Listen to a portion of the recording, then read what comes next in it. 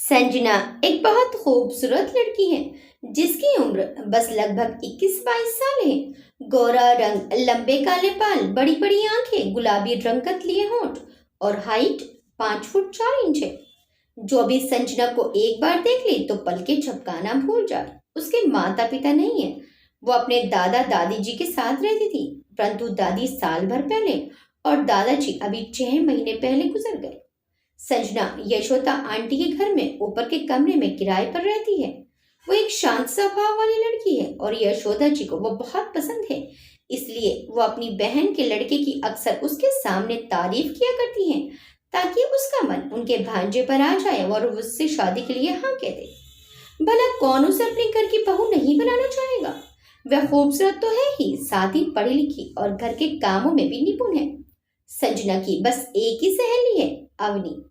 अवनी की उम्र भी 21-22 साल के लगभग है। उसका रंग सांवला, हाइट 5 फुट 2 इंच और हेयर कर्ली है। अवनी एक बबली नेचर की बेहद ही चुलबुली लड़की है। उसे बकबक करने की बहुत आदत है और बोलते वक्त जरा भी नहीं सोचती कि कब कौन सी बात कहना सही रहेगा और कब नहीं। उसकी सगाई 3 महीने पहले ही हो चुकी है। संजना और अवनी दोनों सहेलियां PG second year 3rd semester की स्टूडेंट है। एक रात सुनसान हाईवे पर संजना और अवनी दोनों सहेलियां परेशान सी खड़ी हुई थी। अवनी बार बार किसी को फोन लगा रही थी और संजना आंखें बंद करके अपने हाथ जोड़कर महादेव को याद कर रही थी कि बस कैसे भी करके बस मिल जाए। अवनी जब बार बार फोन ट्राई करते हुए परेशान हो गई तो खींचकर उसने अपना फोन अपने हैंड बैग में डाल दिया। अवनी घबरा कर बोली, संजू यार, एक भी बस आती नहीं दिखाई दे रही है और कब तक इंतजार करें। खड़े खड़े 1 घंटा हो चुका है, लेकिन दूर दूर तक कोई ऐसा ट्रांसपोर्ट व्हीकल नहीं दिखाई दे रहा जिससे हम घर पर सेफली पहुंच सके। मैंने बोला था तुझे कि लाइब्रेरी से बुक बाद में इशू करवा लेंगे, पर तू सुनती थोड़ी है मेरे कहा कुछ भी। पर हाँ, ये भी था कि एग्जाम तो 2 दिन बाद ही है, फिर बाद में क्या करते बुक्स इशू करवा कर। आज तो किस्मत ही खराब है संजू। पहले तो कॉलेज ड्राइवे में घंटे भर में सर्च करने पर बुक मिली और फिर वहां से बस स्टैंड के लिए कोई ऑटो टाइम से नहीं मिला, और अब ले देकर मिला भी तो बस स्टैंड पर कोई बस नहीं थी। वहां से इतनी दूर पैदल चलकर यहाँ हाईवे पर आकर खड़े हुए हैं तो यहाँ भी सब तरफ वीरान है। माना कि सर्दियों का वक्त है, रात होते होते लोगों का आना जाना कम हो जाता है और अंधेरा जल्दी होने लगता है। पर कोई हमारा भी तो सोचो भाई कि हम लोग घर कैसे जाएंगे। हमारे बारे में सोचकर किसी न किसी बस को तो आ जाना चाहिए था ना। एक तो पहले ही यूनिवर्सिटी ने इवनिंग शिफ्ट में हमारे एग्जाम्स का शेड्यूल बना दिया, फिर ऊपर से कॉलेज भी इतना बड़ा है कि वहां से निकलते दोस्तों से बातें करने में ही घंटा भर हो जाता है। आज तो साथ के लड़के भी नहीं है, वरना और दिन तो गुड़ में मक्खी की तरह हमारे पीछे पीछे चले आते थे। कम से कम ये डर तो नहीं रहता था कि हम अकेले जा रहे हैं। ये लड़के भले ही हमारा पीछा कर रहे होते हैं, पर इस बात से तसल्ली रहती थी कि हमारे पीछे कोई तो है। पर आज तो एक भी नहीं है हमारे पीछे। और तो और तेरा मजनू भी नहीं आया आज तो, वरना हर रोज कुत्तों की तरह दुम हिलाते हुए तेरे पीछे घूमता रहता था। बस कुछ महीने और निकल जाएं, फिर तो इस झंझट से मुक्ति मिल जाएगी। अवनी ने बोलते हुए संजना की तरफ देखा तो उसे भगवान को याद करते हुए देख उसने अपना माथा फेर लिया। एक तो ये पागल है जो बात बात पर अपने महादेव को याद करने लग जाती है। अरे तेरे महादेव को ये भी तो देखना चाहिए ना कि इतनी खूबसूरत लड़कियां अंधेरी रात में सुनसान सड़क पर ऐसे कब तक खड़ी रहेंगी। हे महादेव जी, आप ही कुछ चमत्कार दिखा दो।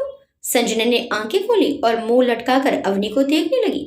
सॉरी, सब मेरी ही गलती है। अगर मैं तुझे बुक्स में नहीं लगाती तो शायद अब तक तो कुछ ना कुछ मिल ही जाता हमें। अवनी उसका लटका हुआ मुंह देखकर बोली, छोड़ संजू, तुझे कौन सा पता था कि ऐसा कुछ होगा। दोनों बातें कर ही रही थी कि कुछ दूरी पर एक बाइक आकर रुकी और उसमें सवार 2 लड़के उन दोनों लड़कियों की ओर देखते हुए उन पर फप्तियां कसने लगे और सीटी बजाने लगे। दोनों सहेलियां उन्हें देखकर डरने लगी। तभी दूर से एक ब्लैक स्कॉर्पियो आते देखी। अवनी ने जब हाईवे पर दौड़ती हुई उस स्कॉर्पियो को अपनी तरफ आते देखा तो जल्दी से आगे बढ़कर उसे रुकने का इशारा करने लगी। संजना ने उसे ऐसे करते देखा तो डर गई कि ये पागल हो गई है क्या। ऐसे कैसे किसी भी कार वगैरह को रुकवाकर हम उसमें लिफ्ट ले सकते हैं।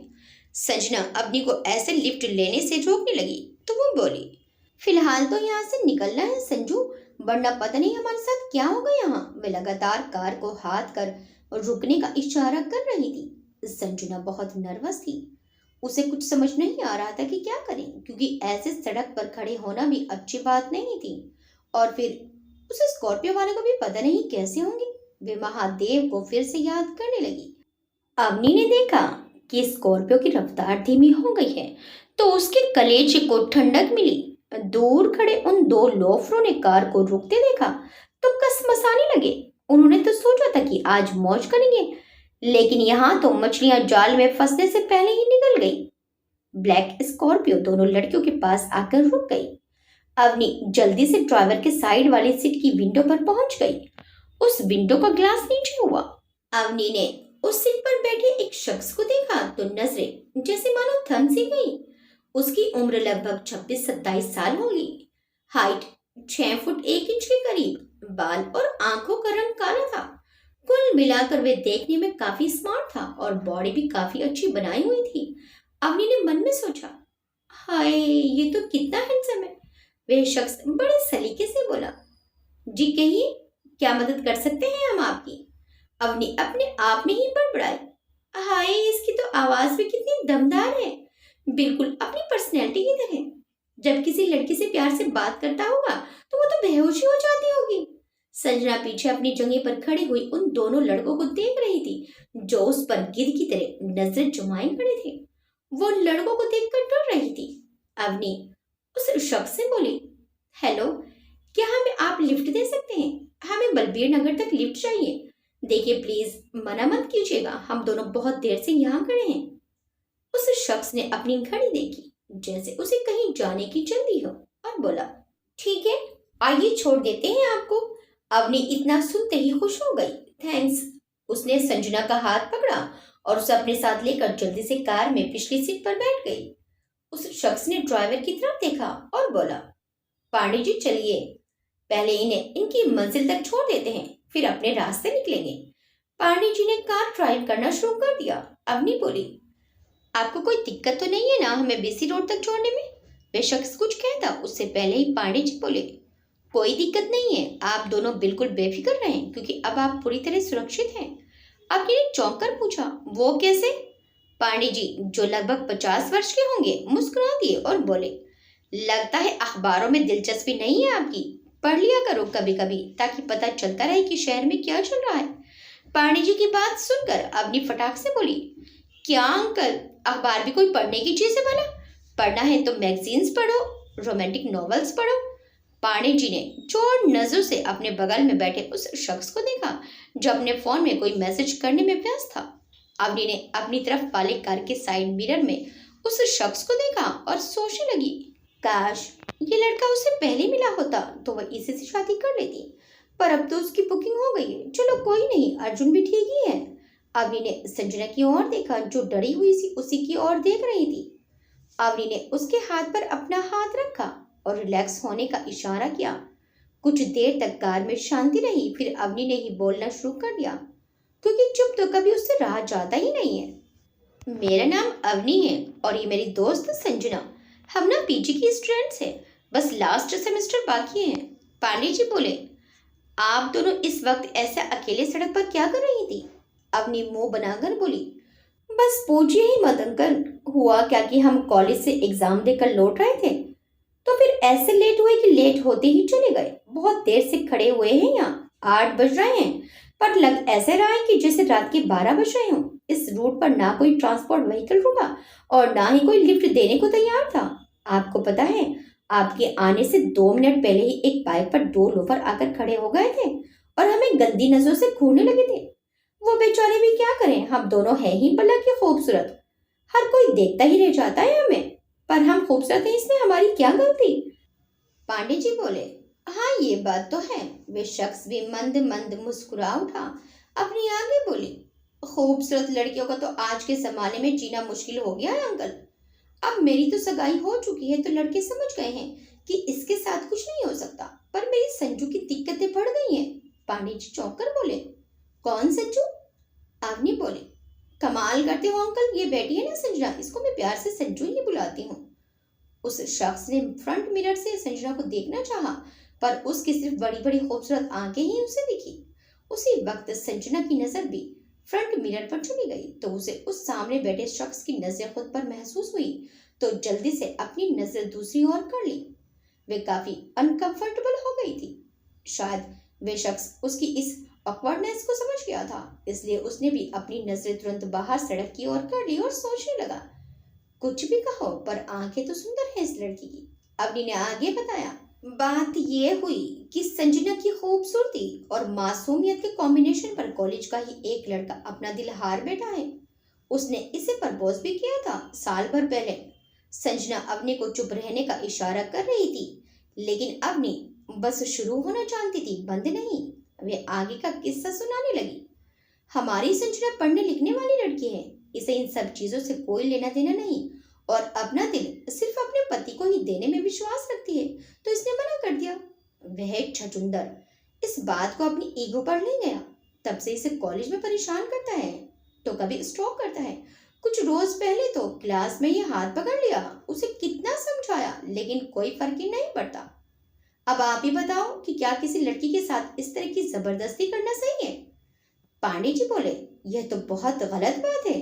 अगर कोई आपकी दोस्त को परेशान कर रहा है तो ये अपनी फैमिली से क्यों नहीं कहती, या फिर कॉलेज वालों से कहे। अवनी उदास होकर बोली, यही तो इस बेचारी की खराब किस्मत है कि ये अनाथ है। दादा दादी थे, पर दादी साल भर पहले और दादाजी 6 महीने पहले ही गुजर गए। अब किस किस से दुश्मनी मोल लेगी बेचारी अकेली लड़की। वह शख्स बड़े ध्यान से उसकी बात सुन रहा था। पांडे जी बोले, ऐसा कौन सा बड़ा गुंडा है वो आशिक?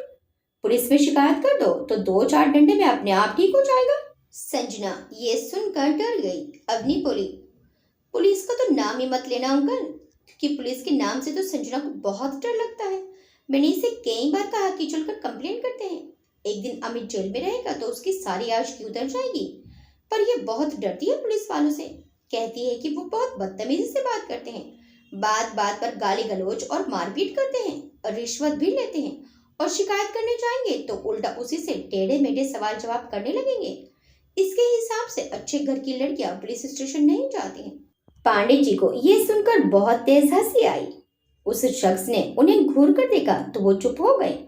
पांडे जी गाड़ी रोककर बोले, लो जी बेटा जी, आपका बलबीर नगर आ गया।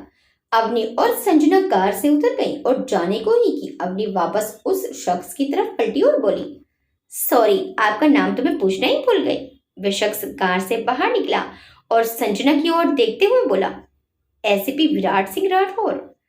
इतना सुनते ही दोनों लड़कियों के चेहरे का रंग उड़ गया। दोनों डरी सहमी सी विराट को देखने लगी। विराट आगे बढ़कर संजना के सामने खड़ा हो गया। उसे अपने पास देखकर संजना की तो घिघी ही बंध गई। उसने घबराकर अपनी मुट्ठियां कस ली और नजरें नीचे झुका ली। विराट कुछ लम्हों तक उसके खूबसूरत चेहरे को देखते रहा। वे डरी सहमी सी लड़की उसे इस वक्त काफी मासूम लग रही थी। वह उसे और डराने के लिए उसके एक कदम और पास खड़ा हुआ और बोला, हर किसी को एक ही तराजू में तोलना सही नहीं। मानता हूं कि कुछ पुलिस वाले हैं ऐसे, पर उनकी वजह से सभी को कटघरे में खड़ा करना गलत बात है। आप बेशक बेहद खूबसूरत हैं, लेकिन हम पुलिस वालों के लिए अपने दिल में इतना भी मैल मत रखिए। संजना की तो हिम्मत ही नहीं हुई कि एक बार को नजर उठाकर विराट को देख भी सके। विराट ने पास ही खड़ी अवनी की ओर देखा और पूछा, आप दोनों एक ही जगह पर रहती हैं? अवनी का भी घबराहट से बुरा हाल था, पर वो खुद को नॉर्मल करने की कोशिश करते हुए बोली, नो सर, ये मुझसे दूर रहती है थोड़ा, तो मेरा छोटा भाई छोड़ देगा इसे बाइक पर। विराट ने एक नजर संजना पर डाली और बोला, ठीक है, और मुड़कर अपनी कार की तरफ चला गया। कुछ ही सेकंड में स्कॉर्पियो वहां से चली गई। अवनी ने एक लंबी सांस लेकर उसे तेजी से बाहर छोड़ा और बोली, बच गए संजू, बला टली। संजना ने गुस्से से अवनी की ओर देखा और बोली, मैंने मना किया था ना तुझे कि मत बोल, लेकिन तूने उस पुलिस वाले को सब कुछ बता दिया। तू चुप नहीं रह सकती थी क्या थोड़ी सी देर? अवनी बेचारा सा मुंह बनाकर बोली, तेरे को तो पता है ना मेरा कि मैं चुप नहीं रह सकती। सॉरी, आगे से कोशिश करूंगी चुप रहने की। और मुझे क्या पता था कि वह पुलिस वाला निकलेगा। पर कुछ भी कहो, एसीपी विराट सिंह राठौर था बड़ा ही जानलेवा। हाय, क्या पर्सनैलिटी थी उसकी, ऊपर से बॉडी लुक्स बोले तो एकदम A1 पीस था। अगली बार मिलेगा तो सलाह जरूर दूंगी कि आप बॉलीवुड में ट्राई क्यों नहीं करते। एक और सवाल पूछना भी है मुझे उनसे, कहते हुए अवनी शर्माने का नाटक करने लगी। संजना ने उसे घूर कर देखते हुए पूछा, क्या पूछेगी? अवनी संजना का हाथ पकड़कर उसे अपनी ओर खींचते हुए उन्मादक स्वर में बोली, मैं पूछूंगी कि विराट तुम्हारे कितने पैकेज है, 4, 6 या 8? संजना ने अवनी से अपना हाथ छुड़ाकर खुद कुछ कदम पीछे हटते हुए दोनों हाथों से अपने कान बंद कर लिए। चुप हो जा बेशरम, कितनी फुहाड़ है तू। अवनी उसके रिएक्शन को देखकर हंसने लगी और बोली, कितना शर्माती है संजू तू। काश मुझे अर्जुन से पहले ये एसीपी मिल जाता तो कसम से मजा आ जाता। मैं तो आज सीधे ही उसे प्रपोज कर देती। संजना ने अवनी के सिर पर पीछे से चपेट जमाई और बोली, पागल है तू, सगाई हो गई है तेरी, कैसे सोच सकती है तू किसी और के बारे में ऐसा? अवनी मुंह लटकाकर बोली, हाँ ये बात भी है, तो एक काम कर, तू पटा ले उस एसीपी को, और कुछ ना सही लेकिन कम से कम मेरी नजरों के सामने तो रहेगा, मैं तो उसी से खुश हो लूंगी। और हाँ, मुझे बताना जरूर कि उसके कितने ऐप्स हैं। संजना ने ये सुनते ही अपने एक पैर से चप्पल निकाली और अवनी को मारने तोड़ी और बोली, रुक अभी बताती हूँ तुझे। संजना की चप्पल देखकर अवनी आगे आगे दौड़ पड़ी और संजना उसके पीछे भागने लगी। उधर गाड़ी में बैठकर विराट और पांडे जी अपने रास्ते पर चले। पांडे जी बोले, एक बात कह दे सर। विराट बोला, कहिए। पांडे जी बोले, वे जो संजना थी ना, बड़ी ही प्यारी लड़की थी। विराट मुस्कुरा दिया। पांडे जी बोले, और वो दूसरी वाली लड़की कितना ज्यादा बोल रही थी, अगर कुछ देर और हमारी कार में बैठी रहती तो हम तो पागल ही हो जाते। विराट बोला, आप शायद भूल रहे हैं पांडे जी कि वो लड़की भले ही प्यारी हो, पर हम पुलिस वालों के लिए उसके ख्यालात कुछ नेक नहीं थे। पांडे जी मुस्कुराकर बोले, वो तो हमने भी सुन लिए हैं, आप खुद ही देख लीजिए। इस शहर वालों की सोच हम पुलिस वालों के लिए, कुछ ऐसा कीजिए कि संजना की सोच ही बदल जाए हमारे लिए। विराट बोला, मैं यहाँ किसी की सोच बदलने नहीं आया, और लोगों की सोच का क्या है, वो तो वक्त वक्त पर बदलती रहती है। हम अपनी ड्यूटी अच्छे से निभाएंगे तो उनकी सोच अपने आप बदल जाएगी। पांडे जी बोले, ये बात आपने खूब कही सर। विराट बोला, तो अब ज्यादा दिमाग मत लगाइए और चुपचाप ड्राइव कीजिए महाराज। पांडे जी अपनी बत्ती से दिखाते हुए हंस दिए। आप एकदम अपने पापा जैसे हैं, वो भी बिल्कुल ऐसे ही मजाक कर जाते थे बीच बीच में। पता नहीं अच्छे लोगों को भगवान जल्दी क्यों बुला लेते हैं। विराट अपने पापा को याद कर चुप हो गया। 4 साल पहले एक कार एक्सीडेंट में वो गुजर गए थे। विराट सिंह राठौर के पास रुपये पैसे जमीन जायदाद की कोई कमी नहीं है। विराट के दादा रणजीत सिंह राठौर एक जानी मानी हस्ती थे। वो अपने देश से बहुत प्यार करते थे, इसलिए देश सेवा की खातिर उन्होंने अपने बेटे अधिराज सिंह राठौर को एक पुलिस अधिकारी बनाया था। विराट भी अपने पिता के नक्शे कदम पर चलते हुए एक आईपीएस अधिकारी बन गया। विराट की गाड़ी उसके बंगले पर पहुंच गई। विराट गाड़ी से उतरा और अपने नौकर हरिया से पूछा, माँ कहाँ है? हरिया बोला, वह अंदर अपने कमरे में है साहब। विराट अंदर गया और अपनी माँ के कमरे में जाकर अपनी माँ साधना जी की गोद में सिर रखकर लेट गया। साधना जी विराट के सिर में प्यार से हाथ फेरते हुए बोली, आज तो जल्दी लौट आया तू। विराट ने अपनी आंखें बंद करते हुए जवाब दिया, हाँ अभी ज्वाइन किया है ना, तो इस शहर की हवाओं से रूबरू होकर आया हूँ ताकि इन्हें मेरी और मुझे इनकी आदत हो जाए। साधना जी ने विराट के चेहरे को देखते हुए कहा, देख तो कितना थक गया है, कितनी बार कहा है कि शादी कर ले ताकि कोई तो हो जो तेरा ख्याल रख सके, क्योंकि तू तो अपना ख्याल रखने से रहा। विराट खींच कर बोला, माँ फिर शादी की बात? पिछले 1 साल से आपका शादी वाला टॉपिक ही चल रहा है। कर लेंगे शादी, लेकिन उसके बाद क्या? वह भी तो घर में आपकी ही तरह रहेगी, मेरा इंतजार करती हुई। साधना जी बोली, अब खुद ही देख ले, 1 साल से पीछे पड़ी हूँ तेरे, पर तेरे कान पर तो जूं तक नहीं रेंगती। तेरा तो पता नहीं, पर कम से कम मेरा तो मन लग जाएगा ना। इतने बड़े घर में अकेले रहते रहते मैं थक गई, क्योंकि तुझे तो फुर्सत ही नहीं मेरे पास बैठने की भी। विराट ने आंखें खोलकर साधना जी की तरफ देखते हुए कहा, और अगर आपकी बहू से नहीं बनी तो? साधना जी मुंह बनाकर बोली, फिर तो मैं अपना बोरिया बिस्तर समेट कर तीर्थ यात्रा पर निकल जाऊंगी। विराट हंसने लगा और बोला, बस यही बात तो मुझे शादी करने से रोक देती है। आप नहीं जानती माँ कि जमाना कितना खराब है। आजकल की लड़कियां भी कम नहीं है, रोज नए नए किस्से सुनने को मिलते हैं। सोचता हूँ कि मेरी बीवी भी ऐसी हुई तो सब बर्बाद हो जाएगा, इसलिए हिम्मत ही नहीं पड़ती है मेरी। मेरे से ज्यादा तो मेरी बीवी को आपके साथ रहना है, इसलिए कुछ जल्दबाजी में नहीं करना चाहता। जब कोई अच्छी सी लड़की मिल जाएगी तो कर लेंगे। साधना जी प्यार से विराट को देखते हुए बोली। तो कितना सोचता है मेरे बारे में? विराट अपनी माँ का हाथ पकड़कर बोला। आप ही तो मेरी दुनिया हो, आपके बारे में नहीं सोचूंगा तो भला और किसके बारे में सोचूंगा? पांडे जी कमरे के दरवाजे पर आकर खड़े हुए और बोले, सर जी बड़ी मैडम को बताइए ना कि आपको आज एक सुंदर सुशील कन्या मिली थी। ये सुनते ही साधना जी के कान खड़े हो गए। उन्होंने जल्दी से पूछा, क्या?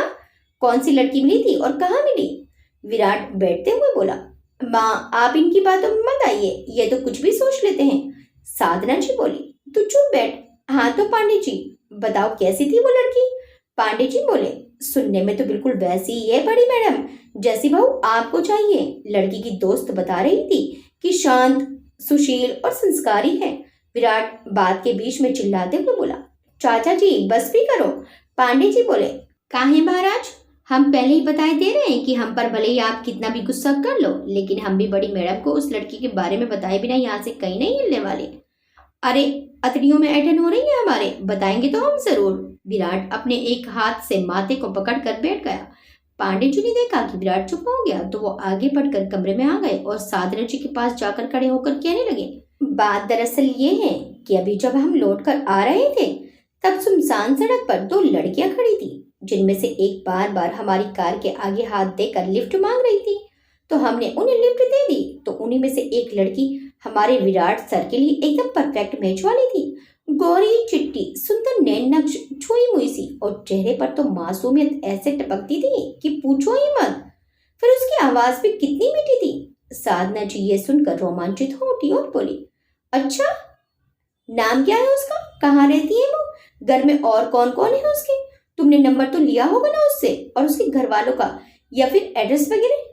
पांडे जी बोले, इतना सब तो पता नहीं कर पाए, पर बलबीर नगर छोड़ा था उनको और लड़की का नाम संजना है। साधना जी ने मुस्कुराकर बड़े प्यार से अपने होठों से हल्का सा उसका नाम दोहराया। संजना सच में बड़ा ही अच्छा नाम है। पांडे जी आगे बोले, और लड़की अनाथ है, कोई नहीं है उसका? साधना जी ये सुनकर दुख से भरकर बोली, हे परमेश्वर, ये तो बहुत ही बुरा हुआ बेचारी बच्ची के साथ। पांडे जी तुम पता लगाओ कि कहाँ रहती है वे, और मैं खुद उनके घर जाकर उससे उसका हाथ मांगूंगी। विराट बहुत चक्का सा उन दोनों को देख रहा था। आखिरकार अब आगे उससे बर्दाश्त नहीं हुआ तो वे गुस्सा करते हुए बोला, क्या पागलपन है ये? ऐसे कैसे शादी की बात तक पहुंच गए आप लोग? सिर्फ शक्ल और सूरत से ही शादी होती है क्या? उसका नेचर पता नहीं करना? रास्ते में चलती फिरती हर लड़की से मेरी शादी कराने का सोचा जाएगा क्या? इतनी भी क्या उम्र है मेरी? 26 में लगा हूँ और वे लड़की तो अभी 21-22 की ही होगी। और पांडे जी मेरी शादी कराने के चक्कर में आप भूल कैसे गए कि वो लड़की तो मुझसे शादी करने से वैसे भी नहीं? साधना जी हैरानी से बोली, क्यों नहीं करेगी? क्या कमी है मेरे बेटे में? विराट बोला, बात कमी की नहीं है माँ, उस लड़की की सहेली ने बताया कि उस लड़की को पुलिस वालों से सख्त नफरत है। उसका मानना है कि वे बदतमीज होते हैं, गाली गलौज करते हैं, रिश्वतखोर होते हैं वगैरह वगैरह। ये सुनकर साधना जी का मुंह लटक गया। वो मायूस होकर बोली, फिर तो मुश्किल हो जाएगा ना? पांडे जी साधना जी को हिम्मत देते हुए बोले, सकारात्मक सोचो बड़ी मैडम जी, क्या पता हमारे सर को पाकर उसके विचार बदल जाए और फिर परिवर्तन ही तो संसार का नियम है। विराट अब चिढ़कर बोला, अब आप दोनों का शादी अभियान खत्म हो गया हो तो चलिए खाना खा लें, फिर मुझे भी कुछ काम है। साधना जी पांडे जी की तरफ देखकर बोली, देख रहे हो पांडे जी, इस लड़के के पास वक्त नहीं है अपनी माँ के लिए। ये चाहता तो कुछ और भी कर सकता था, पर इसे भी अपने पापा की तरह पुलिस डिपार्टमेंट ही ज्वाइन करना था। तो अपना यूपीएससी एग्जाम क्लियर किया तुम्हारे महाराज ने और मेहनत से अच्छी रैंक हासिल कर बन गए एसीपी। पर मेरा क्या, मैं अकेले कब तक रहूं? अब पता नहीं मुझे बहू कब मिलेगी।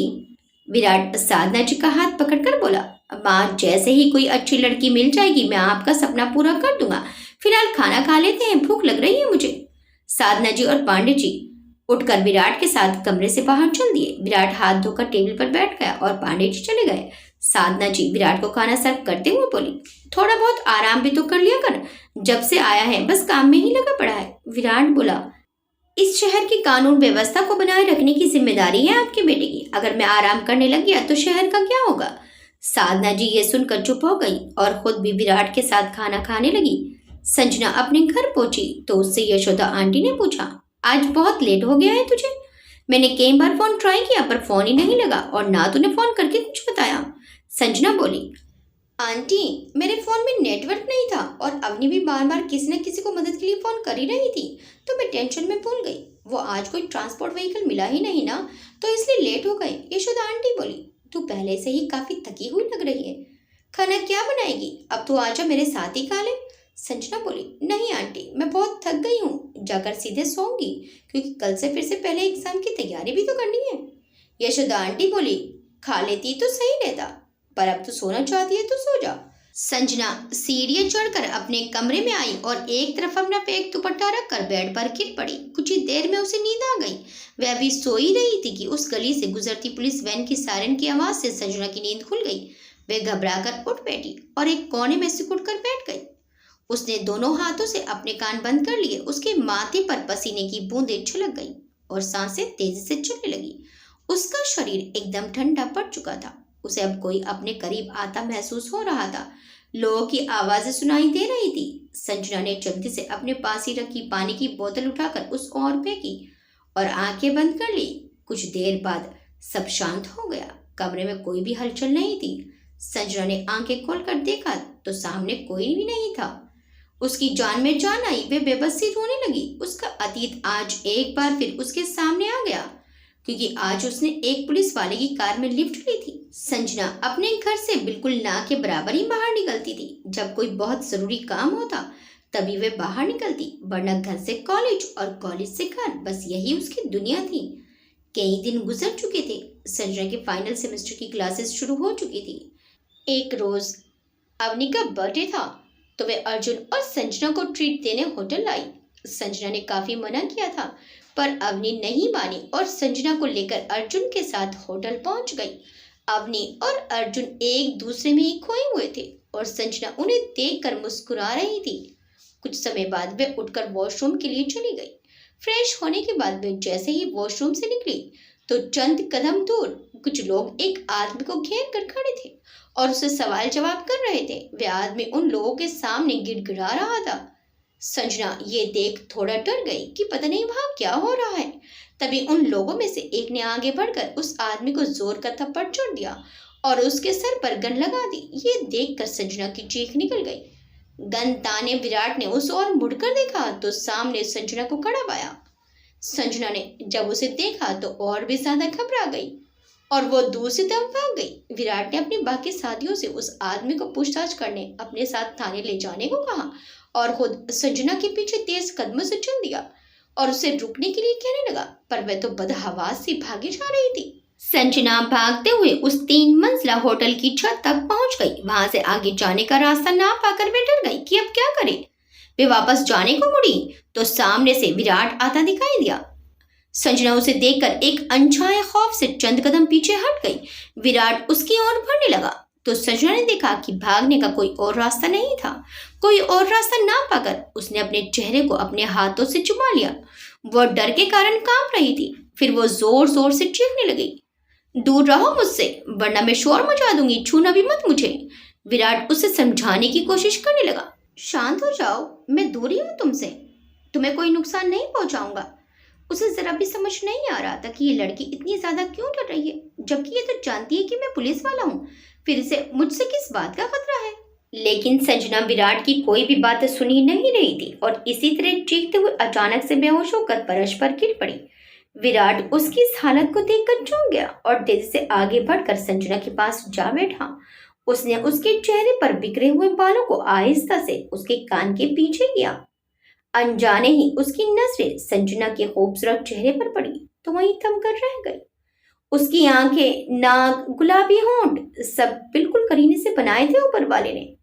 कहीं भी कोई कमी नहीं थी। कुछ देर तक वह उसे टकटकी लगाए देखता रहा, फिर एकदम से होश में आया। उसने संजना के चेहरे को हल्के से छुआ तो कुछ अलग ही रूहानी किस्म का एहसास उसे अंदर तक भर गया। विराट ने अपने आप को संभाला और संजना के चेहरे पर धीरे से 2-4 बार थपथपाया और बोला, संजना आंखें खोलो, तुम सुन रही हो, उठो। कुछ देर यूं ही कोशिश करने के बाद भी संजना होश में नहीं आई तो विराट ने उसको मजबूरन अपनी बाहों में उठा लिया और छत से नीचे की तरफ बढ़ चला। अभी वह कुछ ही सीढ़ियां उतर पाया था कि संजना होश में आ गई। उसने खुद को जब एक पुलिस वाले की बाहों में पाया तो बहुत ही ज्यादा भयभीत हो गई। उसने विराट के सीने पर मुक्कों की बरसात कर दी और घबरा कर बोली, मुझे छोड़ दो, मुझे नीचे उतारो। विराट संजना की इस हरकत से अब तक तंग हो चुका था। उसने उसे एक ही झटके में जमीन पर उतार दिया। संजना फुर्ती से वहां से भागने को हुई, लेकिन सीढ़ियों पर लड़खड़ा गई। वो गिरने ही वाली थी कि तभी विराट ने बिजली की सी चपलता से उसका हाथ पकड़कर उसी की पीठ पीछे लगा उसे अपनी ओर खींच लिया। अचानक हुई इस हरकत से संजना खुद को संभाल नहीं पाई और विराट के सीने से जा टकराई। उसका एक हाथ विराट के कंधे पर था और दूसरा हाथ अपनी पीठ पीछे विराट की हाथ की गिरफ्त में था। विराट की गर्म सांसें उसे अपने चेहरे पर महसूस हो रही थी। उसकी खुद से इतनी करीबी ने उसे असहज कर दिया था। अब वे ना तो कुछ बोल पा रही थी और ना ही खुद को उससे दूर कर पा रही थी। संजना ने विराट की ओर देखा जो अब लग उसे ही देखे जा रहा था। उसकी नजरों की तपिश वह अब और न सहन कर पाई और नजरें झुका ली। विराट बोला, कब से देख रहा हूं तुम्हें और तुम्हारी इन बचकानी हरकतों को। इतनी बच्ची नहीं हो तुम जो हम पुलिस वालों को काम नहीं समझती हो। पहली मुलाकात में ही मैंने तुम्हें और तुम्हारी दोस्त को साफ बोल दिया था कि मैं एक पुलिस वाला हूँ। अब पुलिस वालों का काम तो किसी से छुपा नहीं है, तो क्यों इतना ओवर रिएक्ट कर रही हो जैसे कि मैं कोई गुंडा हूँ। ऐसे भी क्या डरना और नफरत करना हम पुलिस वालों से। जानता हूँ कि पब्लिक में हम पुलिस वालों की कोई खास इमेज नहीं होती। लोग हमारी इतनी इज्जत नहीं करते, कुछ भ्रष्ट पुलिस वालों की वजह से। लेकिन इससे भी कोई नहीं डरता कि हमारे सामने आते ही अपना रास्ता बदल ले या फिर इस तरह की हरकत करे।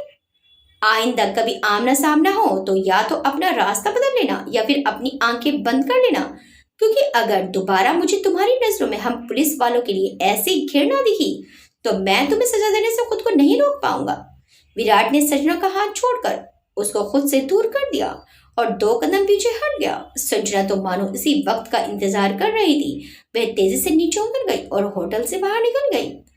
अवनी और अर्जुन ने उसे ऐसे भागते हुए देखा तो खड़े होकर उसे आवाज देते हुए उसके पीछे चले, लेकिन संजना ने उनकी आवाज सुनकर भी अनसुनी कर दी और फटाफट से रिक्शा पकड़कर वहां से निकल गई। अर्जुन हैरानी से बोला, ये क्या बात हुई? हम दोनों कब से आवाज लगा रहे थे उसे, लेकिन उसने देखा तक नहीं। ऊंचा सुनती है क्या ये? अवनी ने उसकी पीठ पर एक मुक्कन छोड़ दिया जिससे उसकी हल्की सी चीख निकल गई। क्या स्वीटी, मैंने कुछ गलत कहा क्या? लगता है पुलिस वालों के पास जाकर तुम्हारी शिकायत करनी पड़ेगी कि मेरे फियांसे मुझे मारती पीटती हैं। अवनी बोली, मजाक छोड़ो, पहले पता कर लेने दो कि संजना को हुआ क्या है। अवनी ने संजना को फोन किया लेकिन उसने कॉल अटेंड नहीं की। अवनी झुंझलाहट में बोली, कभी कभी तो समझ नहीं आता इस लड़की का कुछ, अचानक से पता नहीं क्या हो जाता है इसे। अवनी अर्जुन के साथ बात कर ही रही थी कि उसको विराट वहां से बाहर जाता दिखा, जिसे देख वह उत्साहित हो गई और अपना हाथ हवा में हिलाते हुए विराट का ध्यान अपनी ओर खींचने की कोशिश करते हुए बोली, हेलो विराट सर। विराट ने एक नजर उस पर डाली, फिर बिना कोई प्रतिक्रिया दिए आगे बढ़ गया। संजना की हरकत ने उसका दिमाग खराब कर दिया था। इस वक्त वह किसी से भी बात करने के मूड में नहीं था। वह अपनी कार में बैठा और जूनियर्स के साथ पुलिस स्टेशन के लिए निकल गया। रास्ते पर उसके दिमाग में संजना और उसका अजीब व्यवहार घूमता रहा कि आखिर वो लड़की हम पुलिस वालों से इतनी घृणा क्यों करती है। शायद उसके इस व्यवहार के पीछे कोई तो वजह है। संजना घर पहुंची और फटाफट से अपने कमरे में चली गई। यशोदा आंटी ने जब उसे ऐसे जाते देखा तो समझ गई कि जरूर इसका सामना किसी पुलिस वाले से हुआ है, तो वो खुद से ही बोली, पता नहीं ये लड़की कब सब कुछ भूलकर जिंदगी में आगे बढ़ेगी। मुझे पहले इसकी ये हरकतें कितनी अजीब लगती थी, वो तो इसके दादाजी ने मुझे सच बता दिया, तब जाकर सारा माशरा समझ आया। इतनी बड़ी दुनिया में अकेले कैसे जिएगी। तभी तो कहती हूँ कि मेरे भांजे से शादी कर ले, लेकिन नहीं, मेरे मरने के बाद इस घर को मेरे बेटे बहू बेच खाएंगे, तब किधर रहेगी। यशोदा आंटी उठकर सीढ़ियों के नीचे आकर खड़ी हुई और बोली, क्या हुआ, क्यों आ गई इतनी जल्दी? भूल जा सारी पुरानी यादें और खुश रहा कर। मैं ऊपर ही आ जाती तेरे पास, लेकिन तुझे तो पता है ना कि मेरे घुटनों में दर्द है, तू ही मेरे पास आ जा। संजना ने कमरे से ही कहा, आती हूँ आंटी शाम को, अभी थोड़ा काम है। यशोदा आंटी बोली, जैसी तेरी मर्जी। संजना अपने कमरे में बैठी थी। विराट की खुद से इतनी नजदीकी पर उसका दिल अभी तक बेतहाशा धड़क रहा था। उसने तय किया कि वह आगे से विराट के कहे अनुसार ही किया करेगी। शाम को उसने यशोदा आंटी के साथ चाय पी। वो अब ठीक थी। फिर वो कमरे में आ गई और अवनी को फोन किया तो वो उसे डांटने लगी। संजू, ये क्या तरीका है तेरा? एकदम से गायब हो जाती है। कभी कभी तो ऐसे लगता है कि पता नहीं कितना बड़ा भूचाल आ गया हो। तुझे जरा भी अंदाजा है मुझे कितना शर्मिंदा होना पड़ा था अर्जुन के सामने। वे कह रहा था कि बड़ी ही विचित्र दोस्त है तेरी। संजना बोली, सॉरी, मेरा इरादा तुझे नीचे दिखाने का नहीं था। अवनी ने कहा, इस सब को परे हटाकर पहले ये बता कि तू होटल से भागी क्यों थी। फिर संजना ने उसे अपनी आप बीती सुनाई। अवनी पेट पकड़कर जोर जोर से हंसने लगी। यार संजू, तू एक नंबर की पगलेट है। मेरी तो आते ही एंटी जा रही है हंस कर। विराट सर का रिएक्शन एकदम सही था। तू कुछ ज्यादा ही ओवर रिएक्ट करती है पुलिस वालों को देखकर। उनको कितना गंदा लगा होगा। गुस्सा तो करेंगे ही वो। इन सब में ये अच्छा हुआ कि तुझे उन्होंने अपनी बाहों में उठा लिया। सच बता कि बेहोश हुई थी या फिर बेहोश होने का नाटक कर रही थी। संजना गुस्से में बोली, चुप कर, मैं तेरी तरह नहीं हूँ। अवनी बोली, कल आ रही ना कॉलेज, फिर वहीं बात करते हैं। अभी मुझे ना असाइनमेंट बनाना है। संजना ने कहा, हाँ आ रही हूँ, चल ठीक है, कल मिलते हैं। ये कहकर उसने कॉल डिस्कनेक्ट कर दिया और खुद भी पढ़ाई में व्यस्त हो गई। अवनी असाइनमेंट बनाते हुए सोचने लगी, मुझे लगता है कि कल संजू से फाइनली पूछ ही लेना चाहिए कि आखिर क्या बात है जो वह वर्दी वालों से इतना खौफ खाती है। हर बार बात को घुमा फिरा देती है, पर अब नहीं। 2-3 महीने बाद हमारी पीजी कंप्लीट हो जाएगी और फिर मेरी शादी भी हो जाएगी। तब आगे पता नहीं मौका मिले या ना मिले। इस पहेली को सुलझाना ही होगा। इधर विराट अपनी कार के लिए घर निकला तो ड्राइव करते हुए पांडे जी ने उसकी ओर देखकर पूछा, क्या बात है, टेंशन में लग रहे हैं आप? साला कोई चमगादड़ परेशान कर रहा है तो 2 जूता उसकी खोपड़ी पर बजाए तो सारा कलेश ही खत्म हो जाएगा। विराट बोला, नहीं पांडे जी, ऐसे तो कोई परेशान नहीं कर रहा, लेकिन अभी एक बात दिमाग में अटकी पड़ी है। एक सवाल है जिसका जवाब समझ नहीं आ रहा। पांडे जी ने चौंक कर पूछा, कौन सा सवाल? विराट बोला, आपको याद है कुछ रोज पहले एक रात हमने 2 लड़कियों को लिफ्ट दी थी? पांडे जी बोले, आप कहीं संजना और उसके दोस्त की बात तो नहीं कर रहे? विराट बोला, एग्जैक्टली उसी संजना की बात कर रहा हूँ। पांडे जी मुस्कुराकर बोले, लगता है आपको मैं पसंद आ गई है, शादी का विचार बनाए हो? विराट उन्हें देखकर बोला, नहीं, असल में वो लड़की अजीब है। पांडे जी फिर से मुस्कुरा दिए और बोले, क्योंकि उसे पुलिस वाले पसंद नहीं है। विराट ने अब उनकी ओर हैरानी से देखा और बोला, दिल लगी मत कीजिए, पहले हमारी बात तो सुन लीजिए। अजीब इसलिए है कि उसे कुछ ज्यादा ही शिकायत है पुलिस वालों से। आज मिली मुझे एक होटल में और बखेड़ा खड़ा कर दिया। फिर विराट ने सारा किस्सा क्या सुनाया। पांडे जी अपना सिर खुजलाते हुए बोले, बात तो एकदम सही है, हम लोगों से ऐसे भी क्या नाराजगी? विराट बोला, पता लगाना पड़ेगा वरना ये सवाल मेरे जहन में घूमता ही रहेगा। पांडे जी बोले, हाँ आप पता लगाइए और हमको भी बताइए। दोनों घर पहुंचे तो साधना जी डाइनिंग टेबल पर बैठी विराट का इंतजार कर रही थी। विराट साधना जी को देखकर बोला, कितनी बार कहा है आपसे कि मेरा इंतजार मत किया करो, क्यों भूखी बैठी रहती हैं आप ऐसे? मेरी सुनती ही नहीं हो। साधना जी बोली, अगर तुझे इतनी ही चिंता है मेरी कि मैं रात में ना जागूं तो क्यों नहीं कर लेता शादी? फिर ये जिम्मेदारी तेरी पत्नी की होगी और मैं आराम से घोड़े तो क्या अस्तबल तक बेचकर सोया करूंगी। विराट हाथ मुंह धोकर उनके सामने बैठते हुए बोला, आपकी सारी बातें बस शादी पर ही आकर ब्रेक लगाती हैं। सही लड़की मिलेगी तो ही करूंगा ना शादी। बाजार में तो मिलती नहीं है कि निकल जाओ दुल्हन लेने। शादी हो जाएगी तो मैं उसको भी मना करूंगा रात में जाकर मेरा इंतजार करने से। मेरा तो काम ही ऐसा है, लेकिन आप लोग अपनी नींद क्यों खराब करें? साधना जी बोली, हे परमेश्वर, कैसा बेटा है मेरा, सब कुछ है इसके पास। इसके दादाजी ने सारी जमीन जायदाद इसके नाम कर दी थी बचपन में ही। अब ऑफिसर बनने पर सरकार ने ड्राइवर, गार्ड, बावर्ची वगैरह सब दे दिया। एक बीवी भी ढूंढ कर दे देते इसको, क्योंकि इसके पास का तो है नहीं कुछ। दूर खड़े पांडे जी खीरों पर कर हंस दिए और बोले, ये बात बहुत जोरदार कही है आपने, पता नहीं मेरे मगज में क्यों नहीं आई सी पंचिंग लाइन। विराट बोला, एक तो मेरी माँ वैसे ही मेरी जान खाती रहती है, दूसरे आप उन्हें सपोर्ट करते रहते हैं। पांडे जी बोले, तो क्या गलत बोलती है बड़ी मैडम जी, सही तो कह रही हैं। उनका भी तो मन करता होगा अपनी बहू का सुख लेने का और पोते पोतियों के साथ खेलने का। विराट चुपचाप खाने लगा, क्योंकि इन दोनों से बहस करना तो व्यर्थ ही था। अगले दिन संजना सुबह कॉलेज के लिए निकली और चौराहे पर खड़े होकर रिक्शे का इंतजार करने लगी। थोड़ी ही देर में अमित बाइक पर वहां आ थमका। उसने हेलमेट पहना हुआ था, लेकिन संजना उसे पहचान गई। अमित ने बाइक एक साइड खड़ी की और संजना के सामने जाकर उसका हाथ जबरदस्ती कसकर पकड़ लिया। संजना उससे अपना हाथ छुड़ाने लगी पर वो हाथ नहीं छोड़ रहा था। वो गुस्से में बोली, ये क्या बदतमीजी है, हाथ छोड़ो मेरा। अमित जहरीली हंसी हंसते हुए बोला, नहीं छोड़ूंगा। क्यों समझ नहीं आता तुम्हें कि मैं शादी करना चाहता हूँ तुमसे? बेहद प्यार करता हूँ मैं तुमसे। तुम्हारी खूबसूरती ने दीवाना बना दिया है मुझे तुम्हारा। पर तुम तो अपनी खूबसूरती के घमंड में मेरी तरफ देखती तक नहीं।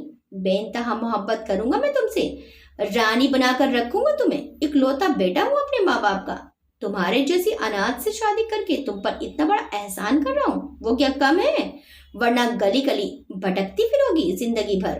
परेशानी क्या है तुम्हें? क्यों मना करती हो तुम मुझसे शादी करने से? संजना उसके हाथ से अपना हाथ छुड़ाते हुए बोली, क्योंकि तुम्हें तमीज ही नहीं है तभी मेरे साथ जबरदस्ती कर रहे हो। मैं नहीं करना चाहती तुमसे शादी। कितनी बार कहूँ, ये बात क्यों समझ नहीं आती तुम्हें? बीच सड़क पर तमाशा मत बनाओ, जाओ यहाँ से। अमित की त्योरियां चढ़ गई। वो गुस्से में बोला, नहीं जाऊंगा, बहुत हो गया तेरा रोज रोज का नाटक। आज तो तुझे तेरी औकात दिखाकर ही रहूंगा। तुझे मेरा प्यार एक्सेप्ट करना ही होगा, वरना तुझे किसी और के साथ शादी करने लायक भी नहीं छोड़ूंगा।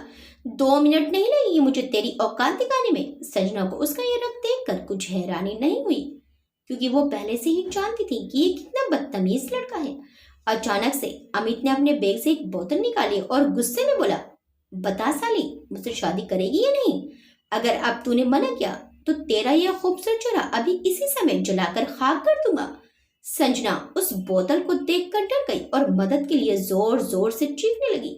उसके आसपास से गुजरते लोगों ने पहले तो ध्यान नहीं दिया, लेकिन फिर कुछ लोग आगे बढ़कर अमित का विरोध करने लगे। देखते ही देखते लोगों की भीड़ लग गई और लोग उसकी तरफ आने लगे। अमित ने जब लोगों को अपनी तरफ आते देखा तो वो संजना को देख लेने की धमकी देकर बाइक पर बैठकर वहां से भाग गया। संजना घबराई हुई सी वापस लौट कर घर आ गई और यशोदा आंटी को सारा किस्सा क्या सुनाया। यशोदा आंटी ने अवनी को फोन कर तुरंत घर बुला लिया। अवनी गुस्से में पैर पटकते हुए घर पहुंची और संजना को डांटने लगी। 100 दफा कहा है कि इसकी शिकायत करते, 2-4 डंडे पड़ेंगे तो इस मजनू का सारा नशा उतर जाएगा। पर तो सुनती कहाँ है मेरी? लेकिन आज मैं तेरी नहीं सुनूंगी। इसकी इतनी हिम्मत कि तुझ पर एसिड फेंकने की धमकी दे रहा है। हम आज ही पुलिस स्टेशन चलेंगे और इस गंदी नाली के कीड़े के खिलाफ रिपोर्ट दर्ज कराएंगे। पुलिस स्टेशन का नाम सुनते ही संजना के पसीने छूटने लगे। संजना घबरा कर बोली, नहीं, मैं वहां नहीं जाऊंगी। अवनी बोली, या तो तू पुलिस स्टेशन जाएगी या फिर आज मुझे सारा सच बताएगी कि पान क्या है। तू इतना डरती क्यों है पुलिस के नाम से? संजना पहले तो अवनी को टालने लगी, लेकिन अवनी भी जिद पर अड़ गई कि आज वे संजना का सच जानकर ही रहेगी। मजबूरन संजना को उसे सच बताने के लिए हाँ करनी पड़ी। फिर वे उसे कुछ साल पहले अपने साथ हुआ हादसा सुनाने लगी। मेरी ऋषिकेश की रहने वाली हूँ। मेरे परिवार में मैं, मम्मी पापा और एक बड़े भाई आकाश थे। कुछ साल पहले भैया की शादी लतिका नाम की लड़की से हुई। उनके पापा वहां थाने में इंचार्ज थे। उस समय बस मैं 15 साल की थी। भाई और भाभी की शादी बहुत धूमधाम से हुई थी। हम सब बहुत खुश थे कि घर में एक और सदस्य का आगमन हो रहा है। दादाजी और दादी जी अपने गांव में ही रहते थे, क्योंकि उन्हें शहर का माहौल पसंद ही नहीं आता था। शुरू में तो सब कुछ एकदम सही चल रहा था। फिर पता नहीं अचानक से क्या हुआ कि भाई भाभी में आपस में अनबन सी रहने लगी। मम्मी पापा ने पहले तो उन दोनों के बीच में बोलना सही नहीं समझा, क्योंकि वे पति पत्नी के बीच का मामला था। लेकिन धीरे धीरे दोनों के बीच तनाव बढ़ने लगा। तो एक रोज मम्मी पापा ने उन्हें बैठाकर बात की कि क्या परेशानी है। तब भाभी ने बताया कि भाई एक लड़की से फोन पर बात करते हैं। कहने को तो वो उनकी दोस्त है, लेकिन भाभी को उनका आपस में बात करना पसंद नहीं, क्योंकि उन्हें लगता है कि उन दोनों के बीच अफेयर चल रहा है। आकाश भाई का कहना था कि उनके बीच ऐसा कुछ भी नहीं है और वह लड़की उनकी कलीग है। मम्मी पापा ने भाई को समझाया कि अगर उनके अपनी दोस्त से बात करने से दोनों पति पत्नी के बीच दरार पैदा हो रही है तो वो उस लड़की से दूरी बना ले।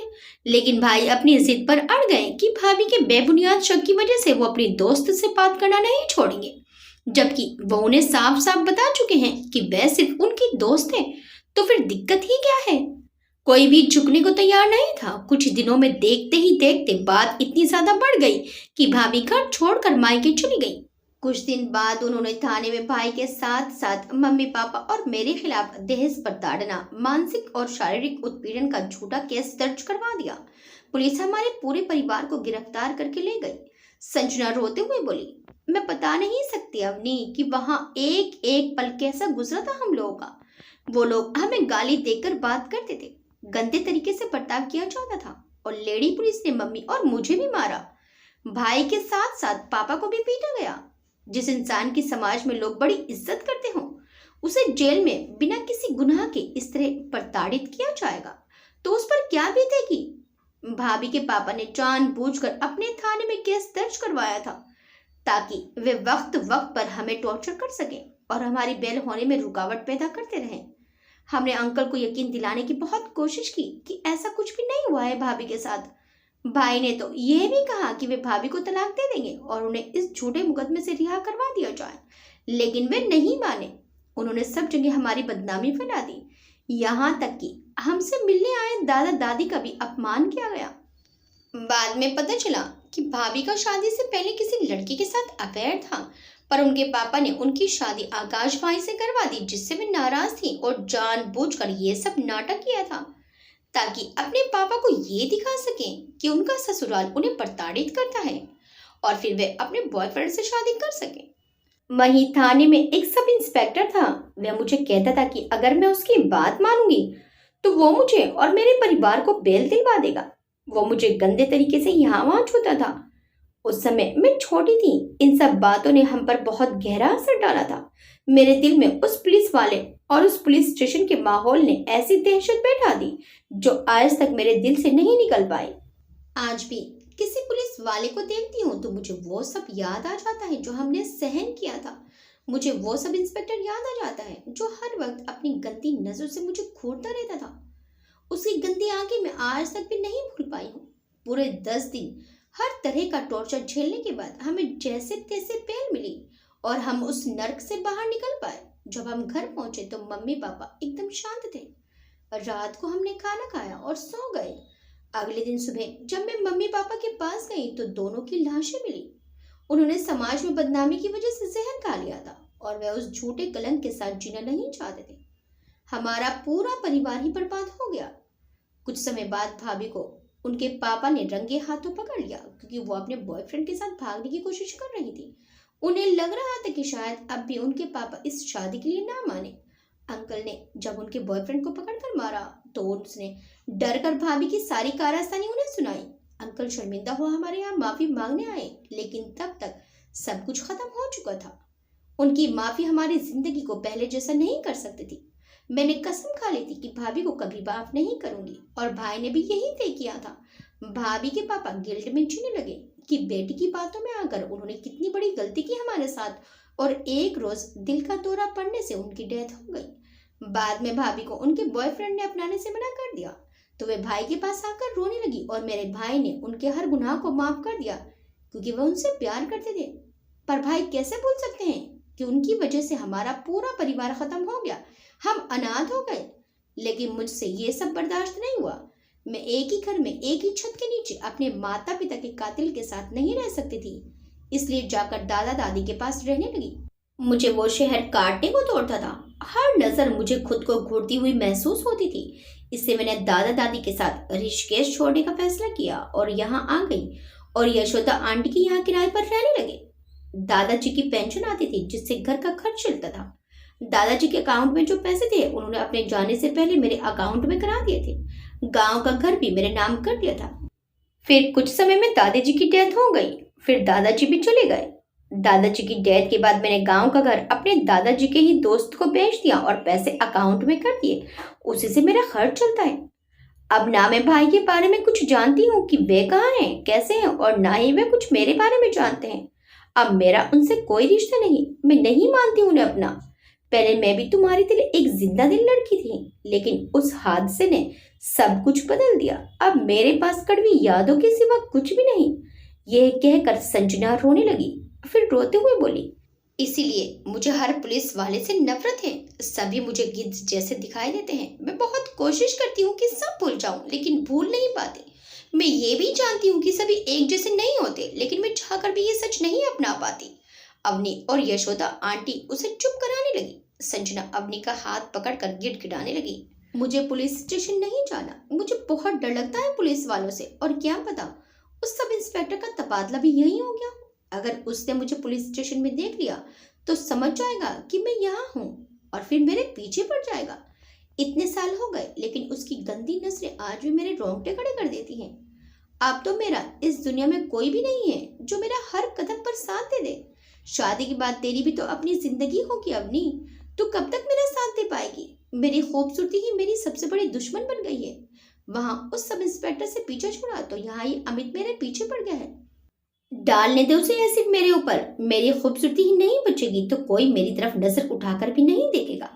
अवनी बोली, तू पागल हो गई है क्या? तू समझ भी नहीं है कि क्या बोले जा रही है? संजना रोते हुए बोली, हाँ सब समझ रही हूँ, मगर मैं पुलिस स्टेशन नहीं जाऊंगी। भले ही कॉलेज जाना छोड़ दूंगी, घर के बाहर ही नहीं निकलूंगी। अवनी और यशोदा आंटी की लाख कोशिशों के बाद भी संजना नहीं मानी तो वो दोनों कमरे से बाहर आकर खड़ी होकर बातें करने लगी। अवनी बोली, आंटी ऐसे कैसे चलेगा? यशोदा आंटी बोली, इसके अंदर पुलिस वालों के लिए जो डर बैठ गया उसे निकालना जरूरी है। अवनी बोली, हाँ हमें इसे समझाना चाहिए कि वो सब इंस्पेक्टर इंसान ही खराब था। उसकी खराबी का उसकी वर्दी से कोई लेना देना नहीं था। जिसका मन ही मैला हो वे कोई भी वर्दी पहन ले, रहता मैला ही है। यशोदा आंटी बोली, इसके दादा दादी तो कोशिश कर करके थक गए पर कोई फायदा नहीं हुआ। मैं तो कहती हूँ इससे कि मेरे भांजे से शादी कर ले, पर वो बात भी कहाँ मानती है ये लड़की। अवनी खींचते हुए बोली, क्या आंटी आप भी हर वक्त अपने भांजे की शादी के टॉपिक पर आकर रुक जाती हो? आपके भांजे की शादी नहीं हो रही है क्या? कोई लड़की नहीं मिल रही उसे, या उस लड़के में कोई खोट है जो आप मेरे संजू के मना करने के बाद भी उसके पीछे पड़ी हुई हो अपने भांजे की शादी करवाने के लिए? भगवान न करे कि कल को वह सब इंस्पेक्टर सच में यहाँ ट्रांसफर होकर आ गया और उसे पता चला कि अपनी संजू की शादी आपके भांजे से हुई है, तो कहीं गुस्से में वह अपनी बंदूक का सारा लोहा उसके भेजे में ना उतार दे। यशोदा आंटी हैरानी से उसे देखने लगी। अपनी आगे बोली, ऊपर से आपकी बहन जीजा जी भी आपके पीछे हाथ धोकर पड़ जाएंगे कि संजू का रिश्ता आपने ही सुझाया था। छोड़िए दुनियादारी को, जिसकी शादी होनी होगी हो जाएगी और जिसकी नहीं होनी होगी नहीं होगी। यशोदा आंटी उसे घूर कर बोली, तुझे क्या लगता है कि मैं अपने भांजे के लिए ये सब कर रही हूँ? बावली, ये सब तो मैं संजना के लिए कर रही हूँ। कुछ वक्त बाद तेरी भी शादी हो जाएगी और मैं तो पता नहीं कब राम जी को प्यारी हो जाऊंगी। मेरे मरते ही मेरे दोनों नालायक बेटे जिन्होंने पिछले कई सालों से मुझे अपनी शक्लें तक नहीं दिखाई, यहाँ आएंगे और इस घर को बेचकर खा जाएंगे। तभी लड़की कहाँ जाएगी, कहाँ रहेगी? गिद्धों का मेला तो हर जगह है जो शिकार की तलाश में बैठा ही रहता है। जितनी जल्दी हो सके इसके हाथ पीले हो जाए तो बढ़िया है। इसके दादाजी ने जब इसकी काउंसलिंग करवाई थी तो मनोचिकित्सक ने उनको यही बात बताई थी। उन्होंने कहा था कि इसके दिमाग में डर बैठ गया है, आप इसकी शादी करवा दें किसी अच्छे से लड़के से। जब इसे अपने पति से प्यार मिलेगा और अपने पति और बच्चों में रम जाएगी तो वे इस डर को भूल जाएगी और धीरे धीरे नॉर्मल हो जाएगी। इसके दादाजी तभी तो इसकी शादी करवाना चाहते थे, वो इसके लिए रिश्ते देख रहे थे, लेकिन होनी को कुछ और ही मंजूर था। वे इसकी पढ़ाई खत्म होते ही इसकी शादी करवा देना चाहते थे, पर वे अपनी जिम्मेदारी निभाने से पहले ही गुजर गए। भांजे का तो इसलिए कहती हूँ कि ये मेरी नजरों के सामने तो रहेगी। अवनी मुंह लटकाकर बोली, सॉरी आंटी, मैंने आपको गलत समझ लिया। यशोदा आंटी बोली, तू ये सोच कि कैसे इसको उस छिछोरे से बचाया जाए। उसके तो हाथ पैर तोड़कर बोरी में भर के किसी गंदे गटर में फेंकने का मन कर रहा है मेरा। कुछ समय के विचार विमर्श के बाद दोनों ने एक योजना बनाई।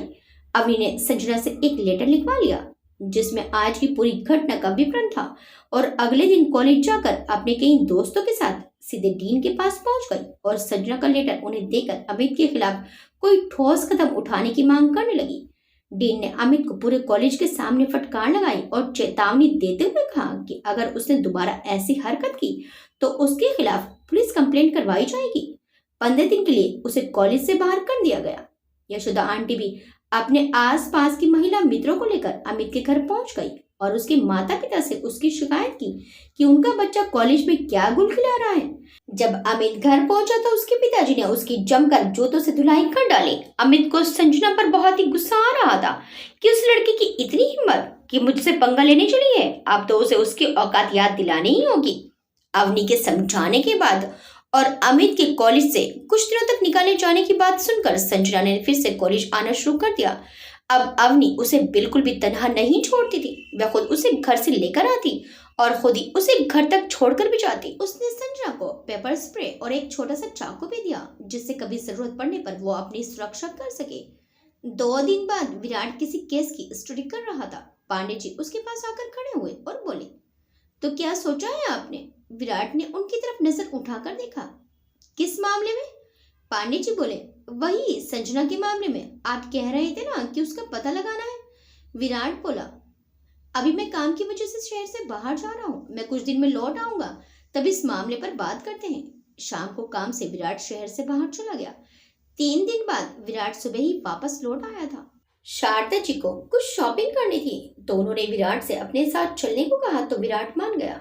वो अपनी माँ के साथ मार्केट में था और हर बार की तरह ही उनके ड्राइवर पांडे जी उनके साथ थे। आज अवनी भी अपने लिए कुछ ड्रेस खरीदने आई थी और संजना को भी अपने साथ लेकर आई थी। विराट अपनी माँ के साथ रोड क्रॉस करने के लिए जेब्रा क्रॉसिंग के पास खड़ा था, तो संजना और अवनी उनके विपरीत दिशा में खड़ी थी। रेड लाइट ऑन होते ही विराट अपनी माँ के साथ संजना वाली रोड की तरफ आने लगा। अवनी ने संजना को फटाफट से रोड क्रॉस करने को कहा और खुद आगे बढ़ गई। संजना उनके साथ 2 कदम ही चली थी कि उसकी नजर विराट पर पड़ गई। उसको अपनी तरफ आते देखकर वो वहीं खड़ी रह गई।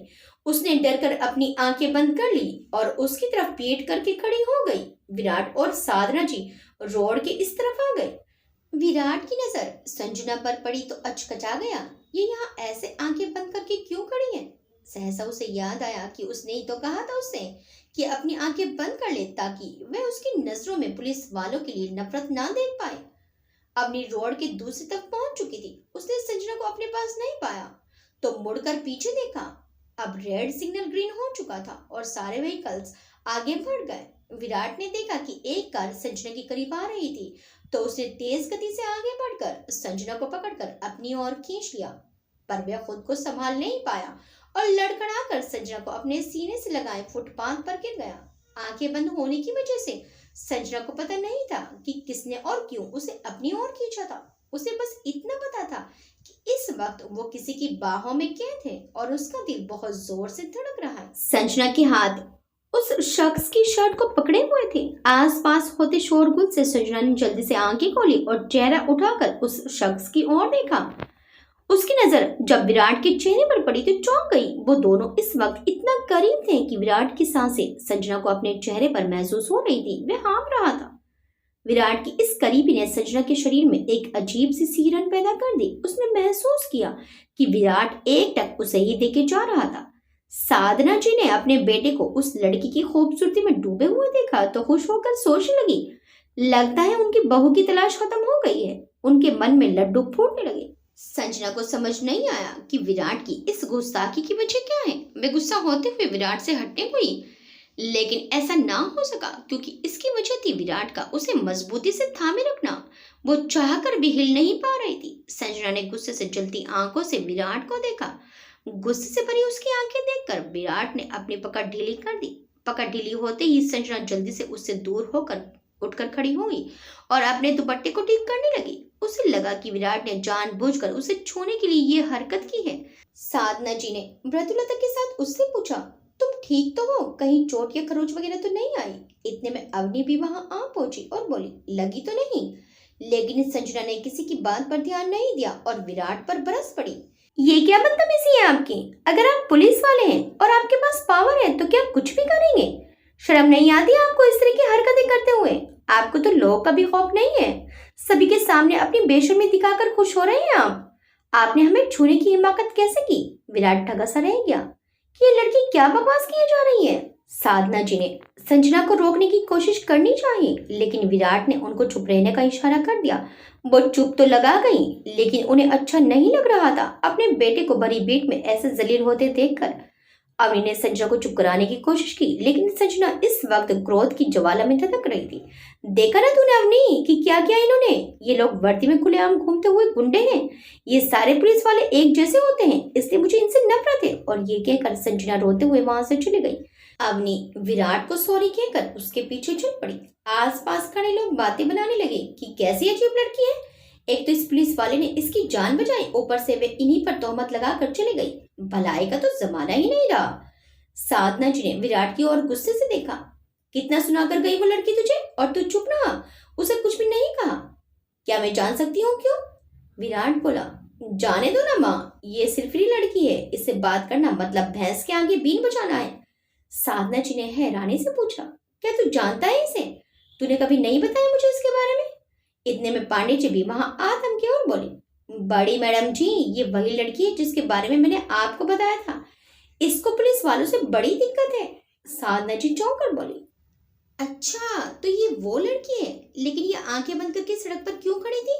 क्या सड़क से भी दिक्कत है इसको? विराट बोला, नहीं, सड़क से दिक्कत नहीं है, इसको आंख बंद करने के लिए मैंने ही कहा था, पर मुझे क्या मालूम था कि ये देवी इतनी महान है कि बीच सड़क में आंख बंद करके खड़ी हो जाएगी। साधना जी ने पूछा, तूने क्यों कहा था इसको आंख बंद करने को? विराट अब खींच कर बोला, माँ अभी ये सब बातें भूल जाओ और चलो कुछ खा भी लेते हैं। विराट उनको सामने ही एक होटल में ले गया। तीनों होटल में बैठ गए और खाना ऑर्डर कर दिया। साधना जी ने पूछा, तो फिर क्या दिक्कत है इस लड़की को, तुम पुलिस वालों से पता लगाया कुछ? पांडे जी ने विराट की ओर देखा और बोले, जब सर जी फरमान दे देंगे हम तो तभी सारा कच्चा चिट्ठा खोल कर रख देंगे। इतने में अवनी वहां आ गई। उसने उनको होटल में जाते देख लिया था। वो उनके पास आकर बोली, इस जांच पड़ताल की कोई जरूरत नहीं है ड्राइवर अंकल, क्योंकि संजू का पास तो आपको मैं ही बता दूंगी। साधना जी हैरत में पड़ गई और बोली, अब ये कौन है? पांडे जी बोले, जी ये वही है संजना की सहेली जो एक बार बोलना शुरू कर दे, किसी की मजाल जो इसे बीच में रोक दे। अपनी गर्व से बोली, इस तारीफ के लिए शुक्रिया। क्या मैं 2 मिनट के लिए आप लोगों के पास बैठ सकती हूँ? साधना जी ने उसे बैठने को कह दिया और बोली, तो क्या बताने वाली थी तुम अपनी सहेली के बारे में? अवनी ने उन लोगों को सब कुछ बता दिया। कुछ देर के लिए सब सोच में पड़ गए। अवनी बोली, मुझे पता है कि संजू की सच्चाई ऐसे ही किसी के सामने नहीं बतानी चाहिए, लेकिन मैंने आपसे ये सब इसलिए कहा था कि अगर कभी संजू को कोई दिक्कत हो तो आपकी तरफ से कोई मदद तो मिल जाए उसे। इस दुनिया में उस बेचारी का कोई भी नहीं है। विराट सर, आप यहाँ के ऐसे भी हैं तो आपके हाथ में कुछ पावर तो होगी ही ना। कल को मैं सब इंस्पेक्टर संजू को ढूंढता हुआ यहाँ आ गया तो कम से कम आप उसे बचा तो पाएंगे। पांडे जी बोले, ये बात तो बराबर बोली हो तुम।